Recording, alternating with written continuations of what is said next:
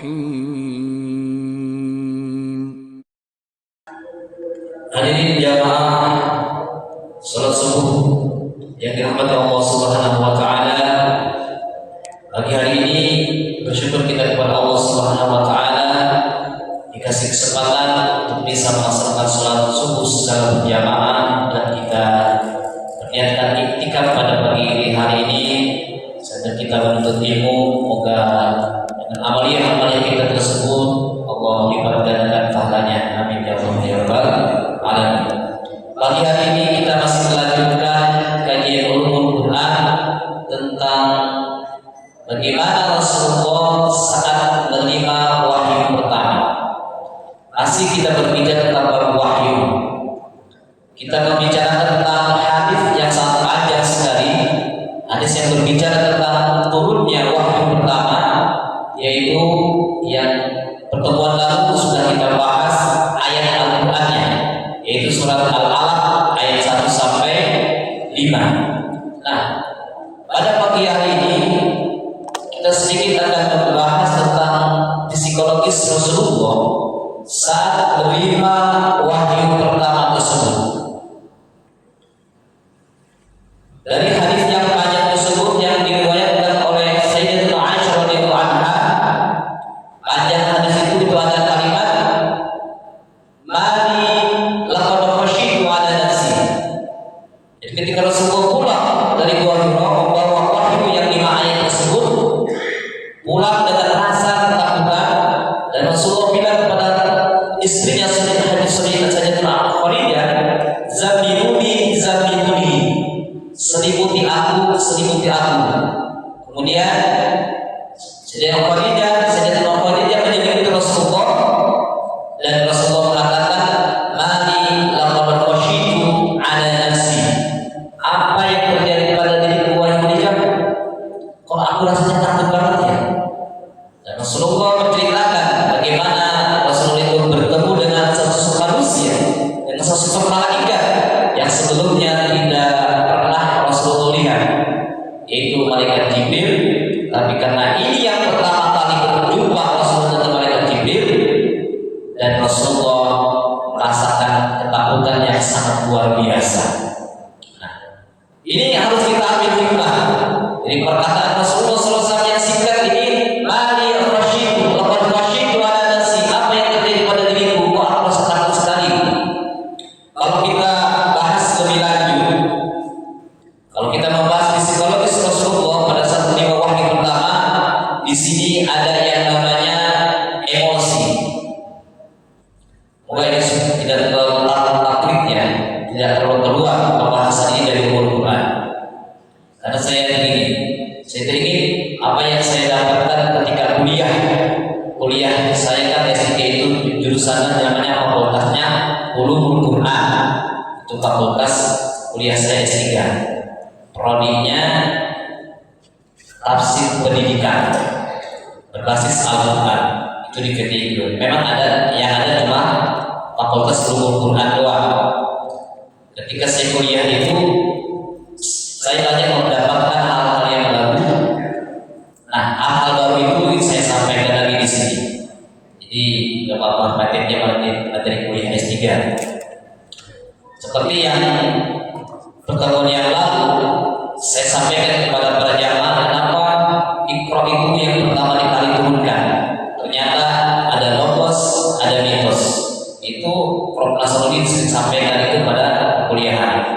Nah, pagi hari ini juga saya ingin menyampaikan materi yang sering disampaikan oleh Direktur Pasca Sarjana PTII Prof. Darwis Hude.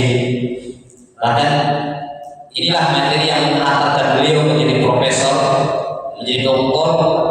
Beliau ada bukunya itu, disertasinya menjadi sebuah buku namanya Emosi Manusia dalam Al-Quran. Nah, ini penting untuk kita sedikit pahami materi ini, karena ini sering terjadi pada diri kita. Kita tidak pernah terlepas dari emosi. Nah, yang perlu ditekankan juga di sini, kalau kita mendengar orang bilang emosi, pasti negatif. Ya,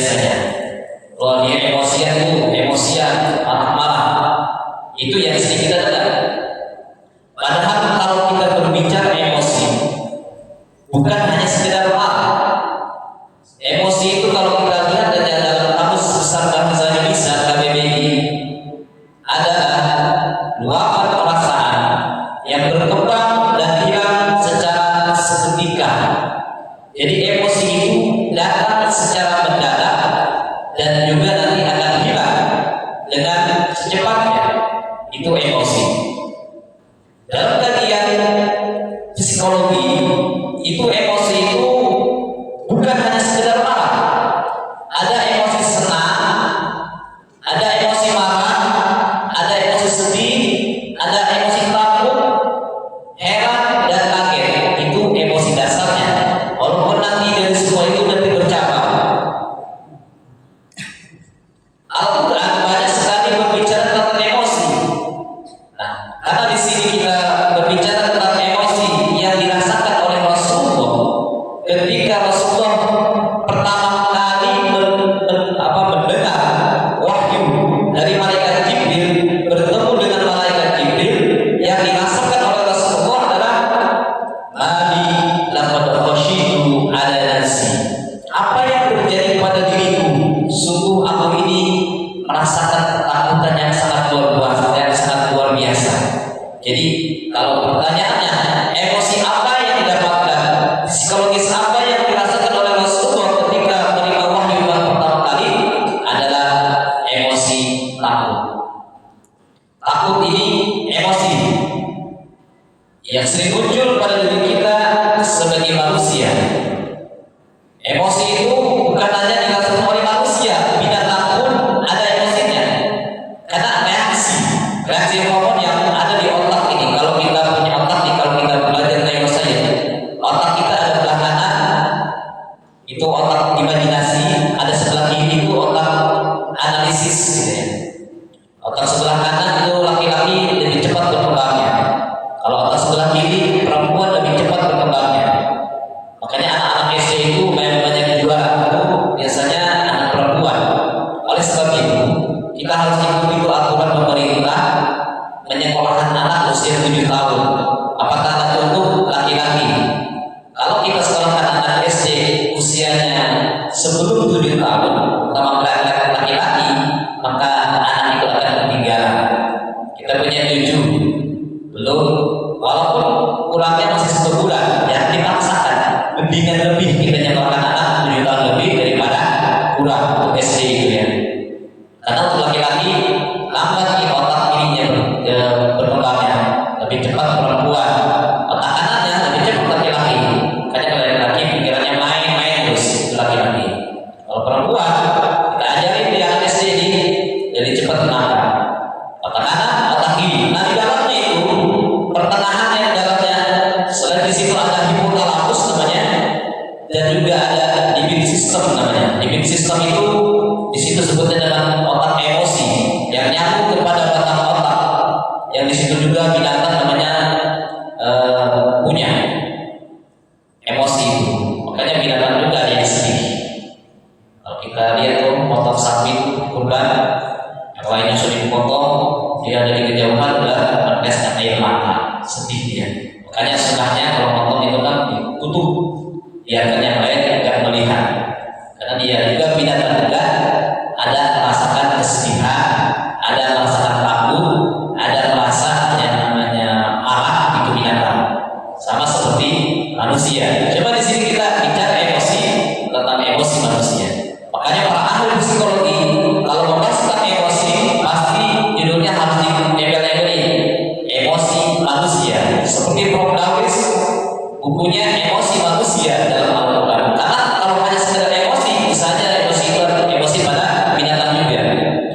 Di sini reaksi hormon-hormon yang ada di otak ini, dia menimbulkan reaksi terhadap keadaan yang ada, datang seketika dan hilang seketika. Itu adalah emosi. Dan ini sesuatu yang tidak bisa dipaksakan untuk hilang. Kita lagi marah, harus bujuk-bujuk hilang dari kita, ya tidak bisa. Kita lagi senang itu ada penyebabnya. Kemudian kita lagi sedih, ada penyebabnya juga.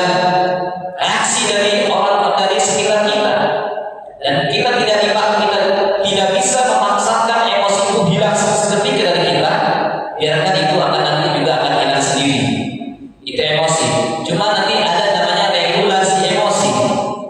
regulasi emosi, bagaimana kita manage, mengevaluasi dari keadaan yang ada. Contoh, kita marah. Marah itu tidak bisa diri kita hilang ke marah, tidak bisa. Tapi bagaimana sikap kita setelah kita itu marah? Nah, itu ada namanya regulasi emosi. Ada orang yang melampiaskannya ketika dia mendapatkan emosi sedih. Hobi-hobinya dia jalankan. Dia main bola, kemudian ada juga yang dia menulis buku, ada juga dari dia langsung lagi sedih, masak dari ibu. Nah, itu bagaimana regulasi emosi itu? Mengevaluasi emosi yang terjadi pada diri kita agar emosi itu tidak dikaila tersalu ala naqatahu wala taqrabu bima atahu, agar jangan sampai kita ketika mendapatkan emosi bahagia terlalu melampiaskan kebahagiaan kita. Jangan sampai kita ketika sedih terlalu merasa sedih. Karena kalau sedih yang dirasakan terus sedih yang berlalu, itu nanti akan ada namanya apatis. Kalau apatis terjadi, nanti akan depresi. Sedih yang dirasakan terlalu sedih berlalu, makanya kita harus meregulasi emosi sedih itu dengan perbuatan-perbuatan yang positif. Kalau sedih dirasakan terus berlalu, akan apatis. Apatis itu merasa diri tidak berguna. Wah, buat apa saya hidup? Tidak ada gunanya sama sekali. Itu apatis. Jadi kalau apatis dibiarkan, itu nanti akan depresi. Depresi itu sudah melukai diri sendiri. Karena merasa diri tidak berguna, akhirnya dia akan melukai diri sendiri. Dan pada ujungnya itu akan terjadi yang bunuh diri. Itu daripada akibat adanya emosi, tapi emosi itu tidak diregulasi, tidak dimanage. Tuh ya. Baik, sekarang kita fokus pada emosi takut. Karena Rasulullah merasakan ketakutan, bagaimana Rasulullah kemudian meregulasi emosi itu? Takut itu sebetulnya ada penyebabnya. Penyebab takut itu ada berhubungan dengan namanya hubungan interpersonal. Artinya interpersonal berhubungan dengan diri sendiri. Contoh, ini kan sekarang lagi tren-trennya fobia. Ada Islamofobia, artinya ada orang yang takut sama Islam. Ibarat bahkan di Indonesia sendiri ada Islamofobia. Bahkan di kita itu kita sering menemukan beberapa orang yang mempunyai fobia terhadap makanan. Kalau kita takut kepada macan, itu wajar. Menyebabkan macan tidak bisa makan. Ini ada orang takut sama tahu, takut sama tempe, takut sama durian. Itu istilah Rasulullah namanya fobia. Itu bagaimana? Nah, itu ada intrapersonaliyah. Ada kejadian yang dulunya dia waktu kecil pernah terjadi sesuatu kepada yang berhubungan dengan tahu itu, dengan tempe itu, sehingga terus melekat, disebut dengan inersil. Saya juga termasuk ini pernah merasakan. Waktu SMP saya dalam bola, main bola itu sama teman-teman saya. Kenapa kaki saya itu? Saya dalam bola malah bola itu masuk ke gawang sendiri. Akhirnya diomelin itu sama guru olahraga. Itu sampai teringat sampai sekarang. Itu namanya inersil. Teringat sampai sekarang, sehingga sekarang kalau sama bola itu udah begitu suka. Kalau orang-orang nonton bola sampai teriak-teriak, saya pikir ngapain teman? Ya, seperti itu. Karena ada energi itu waktu yang semoga guru itu karena udah meninggal, semoga Allah rahmati. Sekarang ya terapinya ya istighfar ya. Ada orang ibu-ibu ini ketika melihat piring kotor, dia udah ketakutan aja. Ketakutan, lihat piring kotor. Sekarang terus ini kenapa kok sampai takut begitu? Oh, ternyata waktu kecil sama maknya, kalau dia nyuci piring itu kan bajunya nempel ke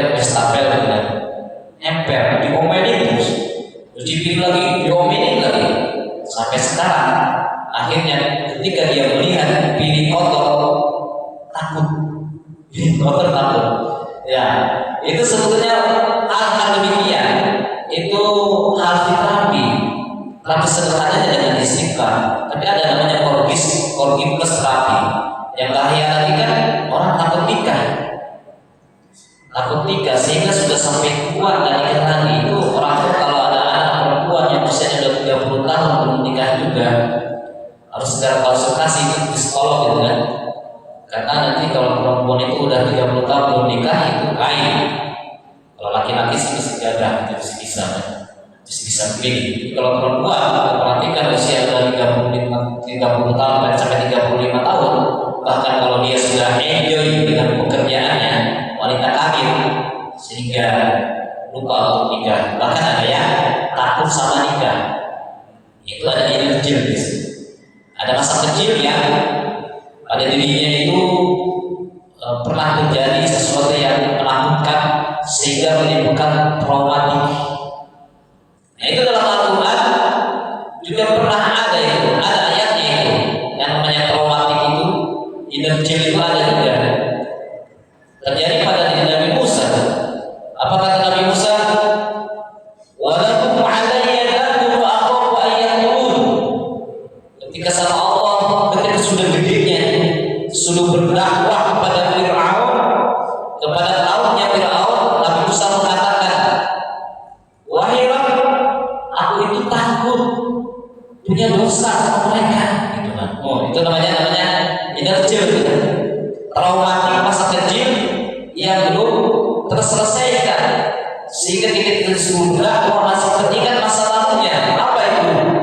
Membunuh orang kibli dengan tidak sengaja. Jadi Nabi Musa itu memang luar biasa tangannya. Tekernya Nabi Musa itu. Ada orang lagi berantem, satu dari kelompoknya Nabi Musa, dari baninya Nabi Musa, satu dari bani Fir'aun, dari kelompoknya Fir'aun. Itu dipisahin oleh Nabi Musa. Nabi Musa cuma misalnya itu waktu pukul itu. Yang dari kelompoknya Fir'aun terpukul sampai meninggal dunia. Itu Nabi Musa itu tangannya tercekat apa itu? Sehingga di situ takut yang luar biasa. Nabi Musa masih remaja itu kan.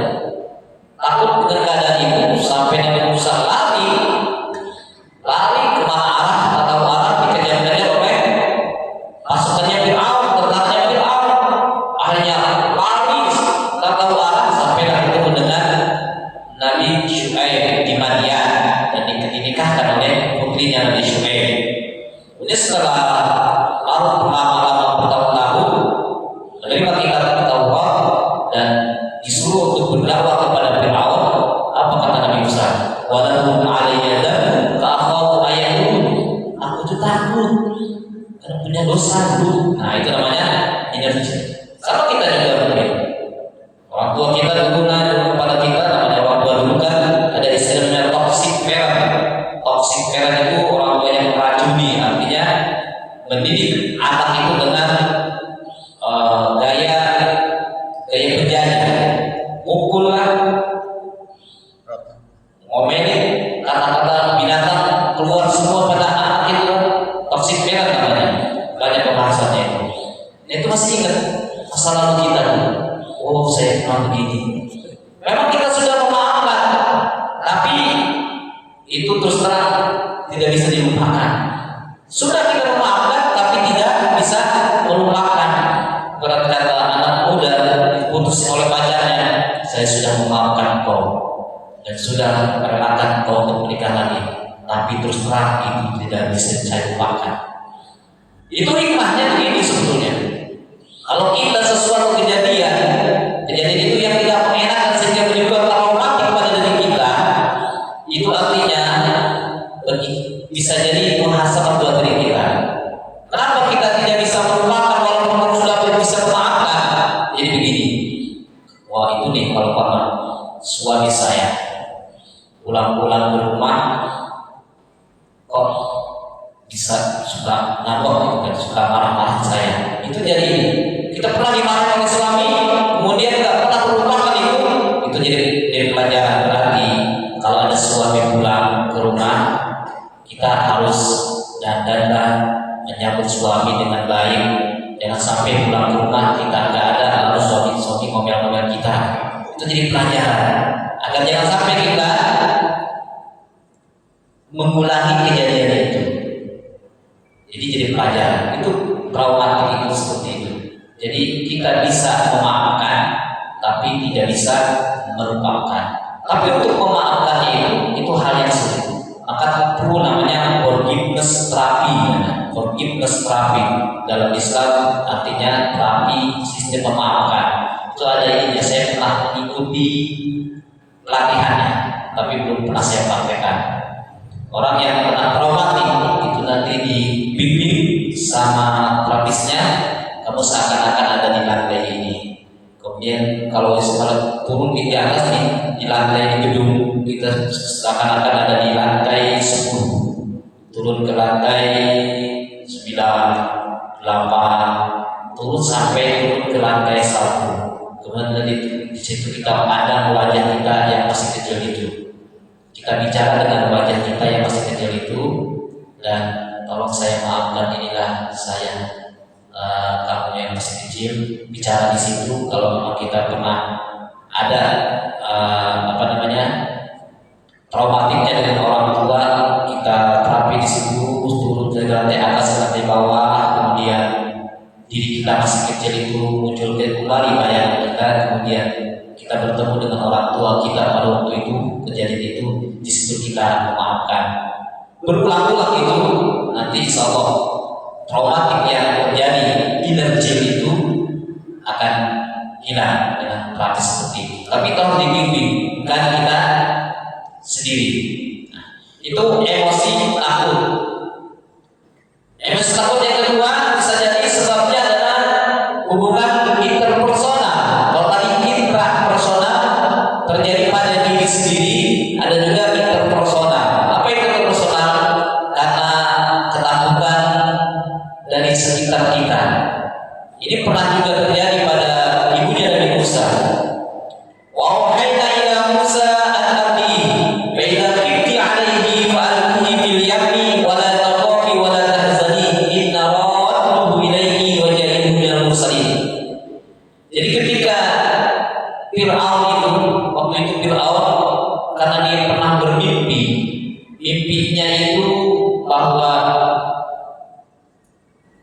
jika saja beliau itu mahkotanya beliau ada yang ngerebut, bahkan yang ngerebut itu anak kecil. Akhirnya tanya kepada para ulama itu, oh kalau begitu, kalau mahkota kamu ada yang ambil, berarti nanti ini suatu waktu kekuasaan kamu akan ada yang ngambil juga. Kamu akan tumbang kekuasaan kamu oleh seorang laki-laki. Dibagi seperti ini. Akhirnya Nabi Fir'aun mengeluarkan maklumat. Pokoknya siapa saja yang melahirkan dari anak laki-laki harus dibunuh. Itu zaman Fir'aun. Makanya wajar.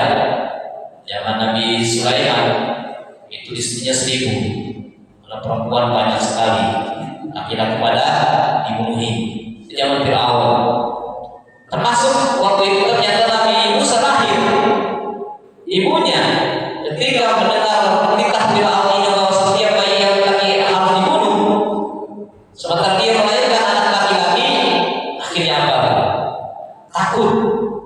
Ibunya Nabi Musa takut. Ini harus bagaimana bayi ini?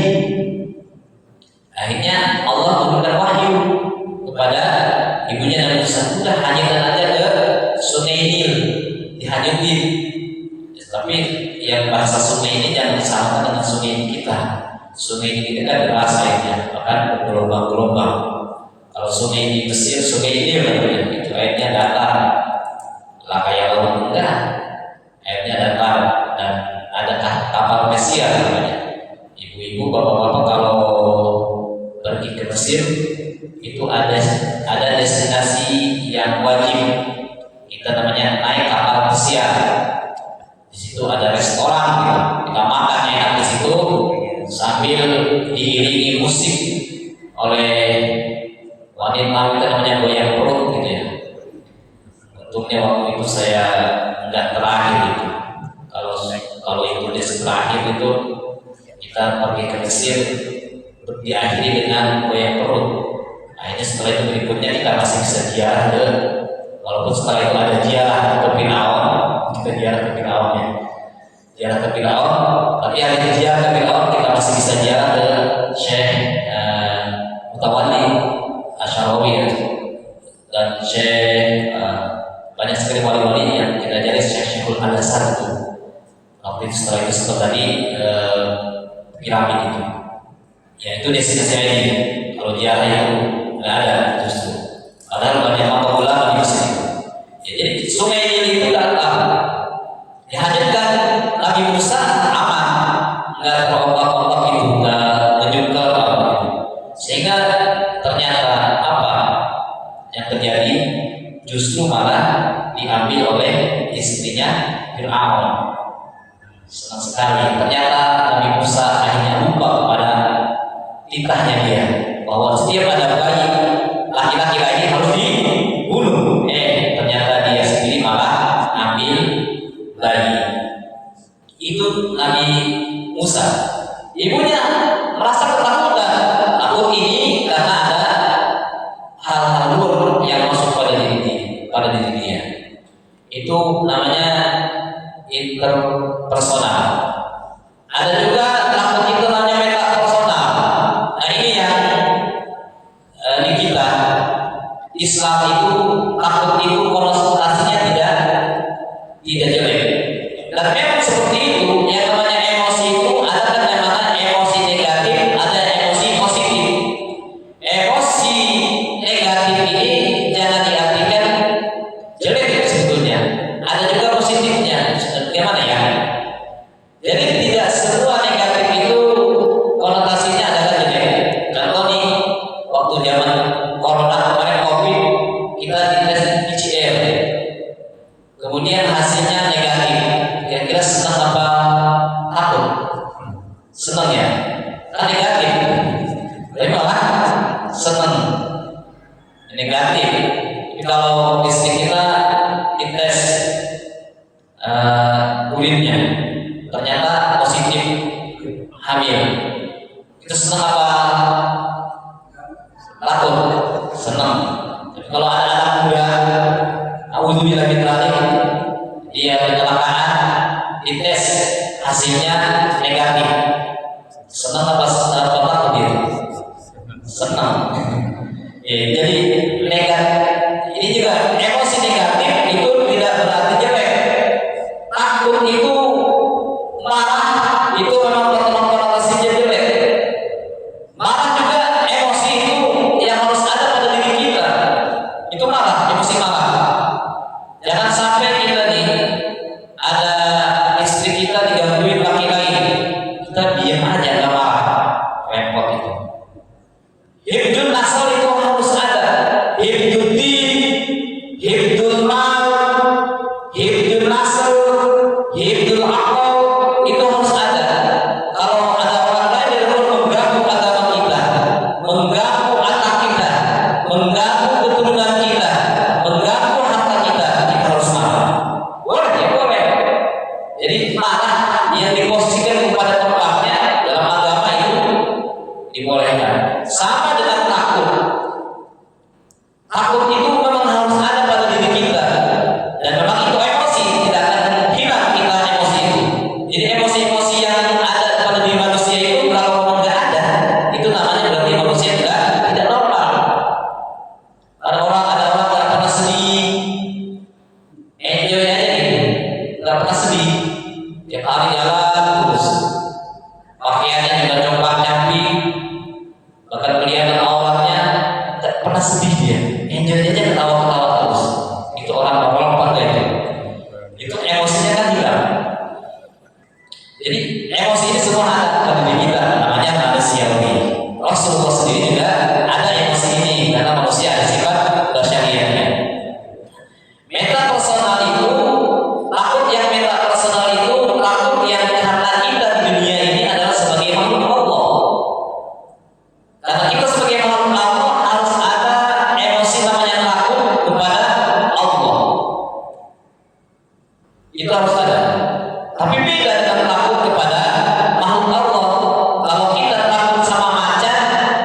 takut sama aja, berarti kita menjauh. Tapi kalau kita takut kepada Allah, kami mendekat. Di dalam Al-Quran itu emosi takut metapersonal ini digunakan dalam dua kalimat dengan dua kata. Ada yang menggunakan kata khusyah, ada yang menggunakan kata khauf. Ada ulama yang mengatakan antara khauf dengan khusyah itu sama-samanya. Tapi ada juga yang membedakan kalau khusyah itu diiringi takut dengan penghormatan dan biasanya berkaitan dengan ilmu pengetahuan. Contoh dalam Al-Quran, innama yakhsyallaha min ibadil ulama. Sesungguhnya yang paling takut kepada Allah adalah ulama. Ini menggunakan kata khusyah, bukan kata khauf. Berkaitan dengan penghormatan, dan yang takut itu adalah bukan orang lemah. Dia kuat tapi masih takut. Ulama dia kuat tapi takut kepada Allah. Ada juga dalam Al-Quran, wal yakhsha alladziina law taraku min khalfihim dhurriyyatan dha'afa khafu 'alaihim. Itu menggunakan kata khusyah. Kita nih sebagai seorang orang tua harus takut ada yang meninggalkan anak cucu kita itu lemah dari segi pengetahuan agamanya, harus takut, makanya harus dididik. Nah, itu khusyah dan khauf. Dalam Al-Quran banyak sekali kalau kita itu harus memiliki khusyah, takut kepada Allah. Dan juga dalam ibadah kita harus ada rasa takut. Takut apa? Takut ibadah kita tidak diterima oleh Allah Subhanahu wa Ta'ala. Kalau ibadah kita diterima, takut tidak diterima, makanya kita ibadahnya harus berdasarkan dengan ilmu pengetahuan, dengan fikihnya. Itu metapersonal namanya. Itulah namanya emosi takut. Sekarang sedikit kita belajar namanya teknik mengendalikan emosi. Yang kita ketahui bahwa emosi kalau dikaitkan dengan ilmu nafs itu ada 3 tingkatan. Ada tingkatan rendah, kemudian menengah, kemudian atas. Ada diagramnya itu ya. Yang atas itu namanya nafsul al-mutmainnah. Kemudian di tengah-tengahnya nafsul ammar, dan yang terakhir nafsul lawwamah. Ammar itu selalu membawa kepada kejelekan. Inna nafsal ammaratu bisu. Kemudian lawwamah itu sudah terkontaminasi oleh wujudan syaitan. Kalau dia tobat, bagus buat dia. Tapi kalau dia tidak tobat, tadi bisa depresi dia, bisa apatis dia. Makanya paling rendah itu ada namanya emosi takut. Kemudian habis takut itu sedih.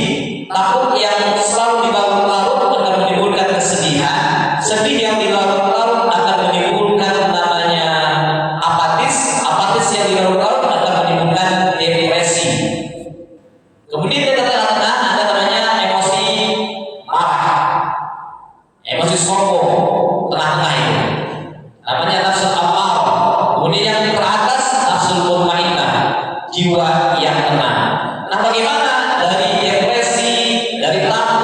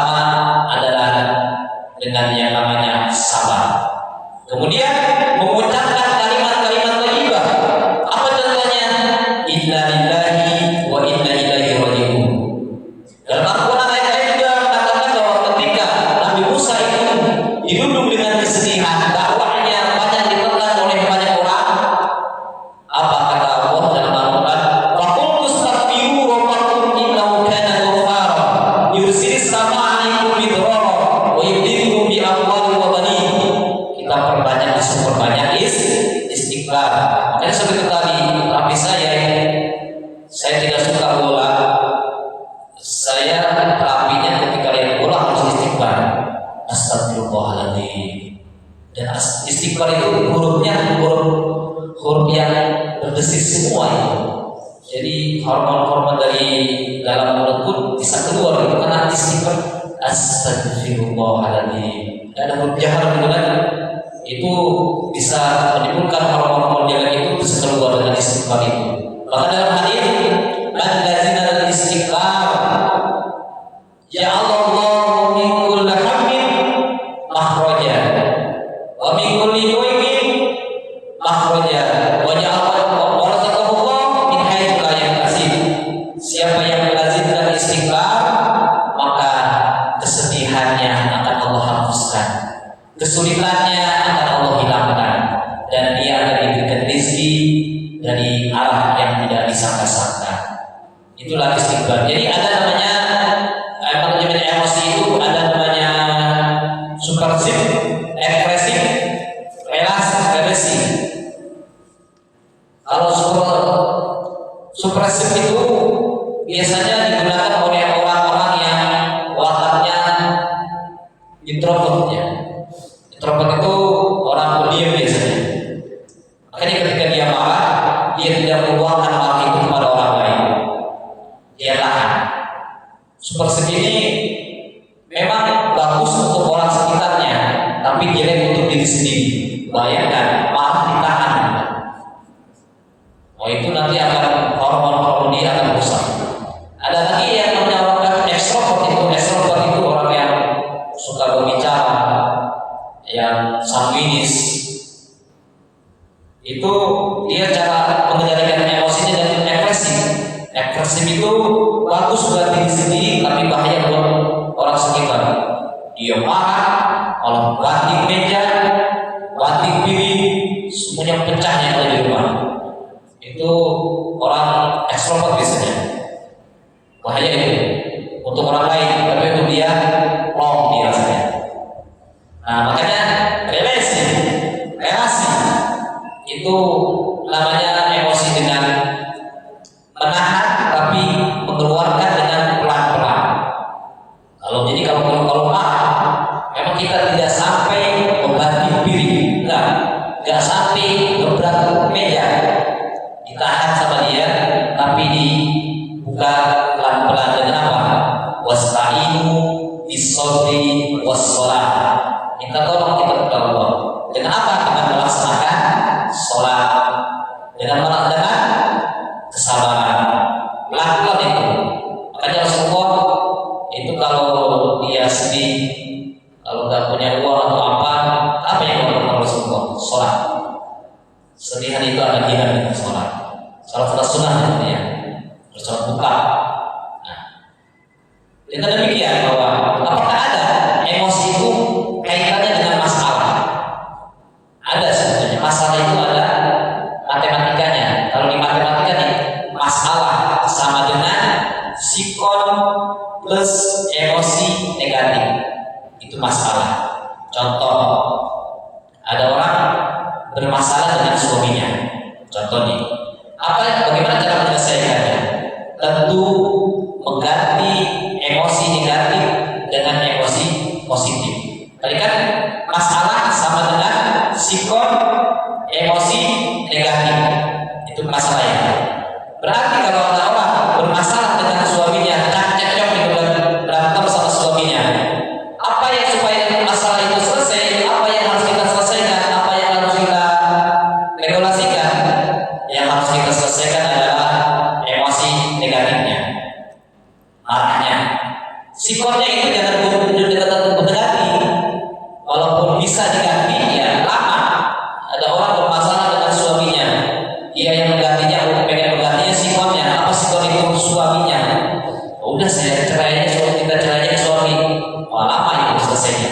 Udah masalahnya aja emosi negatifnya yang harus selesaikan diganti. Apa tadi?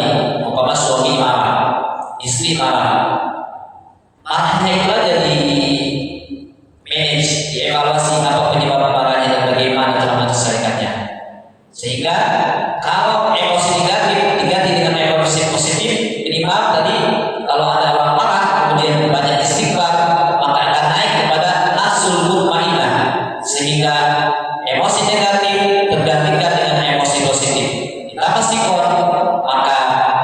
masalah itu menjadi tidak ada. Ada masalah dengan anak. Apa itu? Anak bandel, anak suka pulang malam dan lain sebagainya. Masalahnya di mana? Apakah kita yang suka marah-marah melihat anak pulang malam, anak remaja gitu? Kita mau dibilangin kepada anak remaja, oh gak mau bener. Sementara sama temannya didengar banget gitu, anak remaja. Memang eranya. Jadi kalau anak itu begini, kalau usia masih TK, dia bilangnya gini, apa kata ayah saya? Kalau bilang anak itu sudah usia SD, apa kata guru saya? Jadi kalau kita ngajar, ini sana nih, ibu kata guru saya gitu ya anak. Itu masa apa tuh? Masa SD. Kalau masa SMP, SMA, itu apa kata teman saya? Orang tuanya dibilangin susah banget, tapi gila temennya, gila mau main sama temennya. Orang tuanya ngajak jalan-jalan ke puncak, gak tahu mau nurut aja itu anak remaja. Tapi gila jalan-jalan sama temennya, asik banget ya, remaja. Rasanya. Kalau sudah usia kuliah, apa yang dia jawab? Apa kata saya? Idealis sudah. Itu masa kuliah. Kalau udah tua-tua kayak gini nih, apa kata Allah? Apa kata Allah? Dan banyak yang ke masjid-masjid ini orang-orang yang sudah tua. Ya, anak-anak muda masih sama asik dengan dirinya sendiri. Anak muda, apa kata saya? Kamu jangan ganggu saya punya pendidikan. Gitu kan? Kalau anak remaja, anak SMP SMA, apa kata temannya? Anak SD, apa kata gurunya? Anak kecil, apa kata ayah? Apa kata ayah sedikit nih? Makanya anak kecil yang masih usia KB, orang tua harus menerapkan tauhid. Kalau usia SD, karena apa kata guru, berarti kita harus memberikan sekolah yang bagus, sekolah yang guru-gurunya jadi benar-benar. Remaja juga begitu. Berarti kita harus memilih SMA itu yang Islami, ya. Negeri juga negeri yang bagus itu kan. Kuliah karena ideologinya muncul di situ, berarti kita harus memberikan kasih saudara pendapat kepada anak agar memilih kuliah yang Islami juga. Nah, kalau udah tua-tua begini ya udah ke masjid aja. Kemana lagi gitu kan? Apa kata Allah? Itu aja baru sadar. Itu berdasarkan dari dia itu seperti itu. Jadi kita ada masalah dengan anak remaja nih. Anak remaja, makanya saya selalu bilang pada ibu yang punya anak remaja, kalau mau nasihatkan anak remaja itu, kalau dia perempuan jangan dinasihati pada masa dia lagi menstruasi, lagi PMS. Saya sering lihat anak saya itu perempuan dengan emaknya kalau lagi dua-duanya PMS, berantem dulu, tak cekcok dulu, adu dulu. Kalau kita mau nasihat anak remaja, anak perempuan remaja itu cari di masa subuh. Ini nasihat yang urgent gitu ya. Kalau anak laki-laki, ya cari ketika dia kenyang. Jangan sampai anak baru pulang sekolah, capek, perutnya lapar, ibunya sudah tanyakan, gimana PR-nya? Nilainya 100 enggak? Wah itu anak nggak bisa itu digituin.